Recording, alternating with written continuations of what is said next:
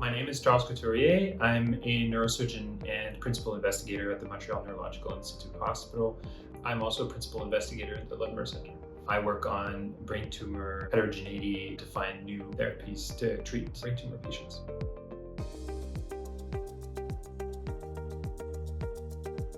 I chose McGill a long time ago. The story is that when I was, I forget how old, but too young probably, I told my parents when we visited Montreal that I would work at the Montreal Neurological Institute to understand the brain.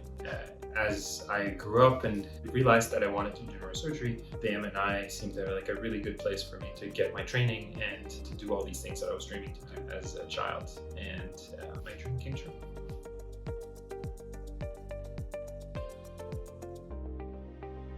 I started a bachelor's degree in mathematics and biology and chemistry, and I have an honors in physics where I did MRI research. I then went on to medical school and started my residency in neurosurgery. I realized there was a huge need in brain tumor patients, and I was fascinated by these surgeries and started doing research to find new therapies and new avenues of treatment for these patients during my residency, and then went to Boston after my residency and PhD to do a postdoc at MIT in spatial technologies and brain tumor system biology, and did a neurosurgery fellowship at the Brigham and Women's Hospital in neurosurgical oncology.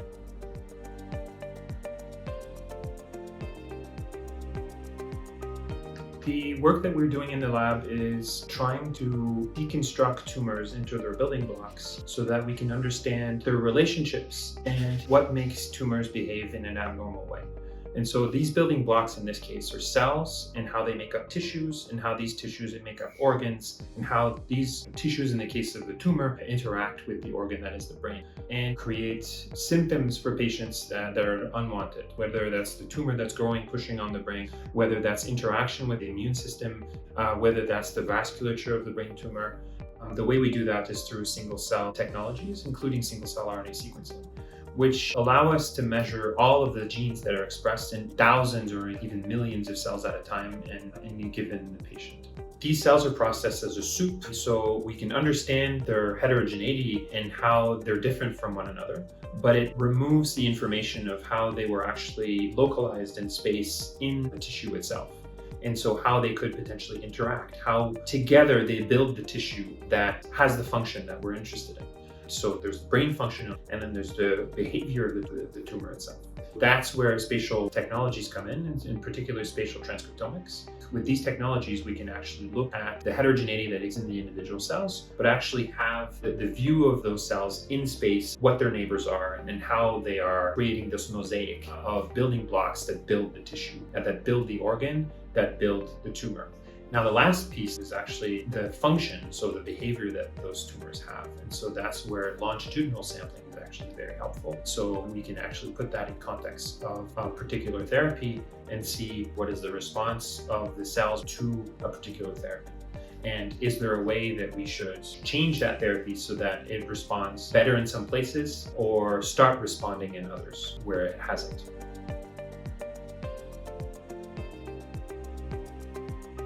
So what we found, in particular in adults, that brain tumors or brain cancers are structured in a layered organization, in that within these layers, individual cells are interacting in different ways. Depending on where you are in the layer, you have different types of cells and different types of immune cells and different types of vascular cells. And these are all interacting in ways that are making each layer behave a little bit different than the next one. From the core of the tumor to layers that are growing very fast to the invasive edge of the tumor that's going into the brain. How they are driving each other's behaviors and pushing each other towards becoming other types of cells or changing the way they are behaving. And we're actively trying to understand why layers are behaving the way that they are. Why is it that there is a layer that is growing faster than all the other layers? Why is it that there's a layer that has much more inflammation than all the other layers? And why is it that they're most often in the same order? And that relationship is critical to understanding why the tumor behaves in the way it does.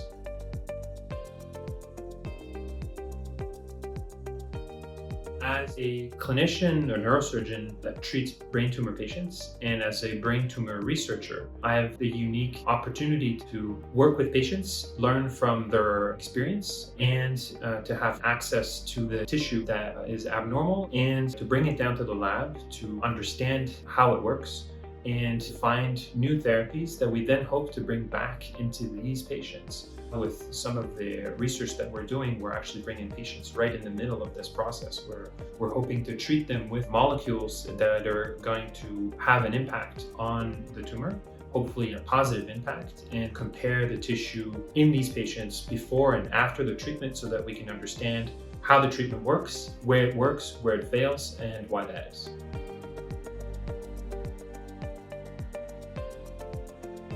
Brain cancers are difficult to treat for several reasons. One, they tend to be extremely invasive, and the brain is very precious, so surgery cannot be the only option. There's always going to be cells that are left behind. You need to have another therapy. There are no changes in the way that we've been treating brain cancer for the last 20 years, save a few exceptions. And so everyone uniformly gets either observation, which is less common, but chemotherapy and radiation therapy. Those are the options. In any case, these patients require surgery. It's required for the diagnosis to reduce the number of cancer cells that are present, and it's required also to reduce the mass effect that's on the brain. The other therapies that we've had have just not worked very well, largely because there are stem cell populations that are resistant to chemotherapy, but also any kind of immunotherapy that's been tried in the past has also failed because of the extremely immunosuppressive environment that exists in these tumors. So there's many aspects of the tumors that make treating them very difficult. The other thing is that these cells, as we found, look very much like normal cells in the brain. And so differentiating a cancer cell from a normal brain cell becomes difficult. Any therapy that tries to be specific to cancer cells is difficult to obtain for that reason. Anything else that we do is experimental, and we've learned so much in the last 10 years with the work that we've done characterizing individual cells and the spatial heterogeneity in the tumors that we're now ready to try new things and to bring them to the clinic. So it's a big challenge, but an important one, and that's why I'm here.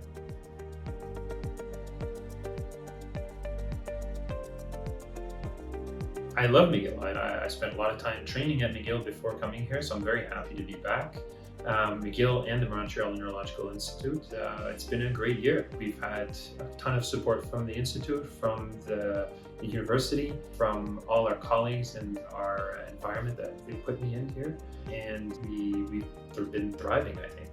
I'm very happy with what we've been able to achieve in our first year in growing the team and acquiring new technologies and starting to generate data, starting new collaborations and doing exciting science. The lab has been growing quickly in the last year. We've been able to hire 4 PhD students, as well as a research associate, a research assistant, and a postdoctoral fellow. We have been able to acquire many of the cutting-edge new technologies required to do the work that we need to do. Spatial transcriptomics, spatial proteomics, single-cell, multi-omics. We have a sequencer in the lab so that there's no bottleneck to how quickly we can process the data that we generate and get answers quickly and start iterating to improve our technologies, improve our treatments, and improve the way we do our research.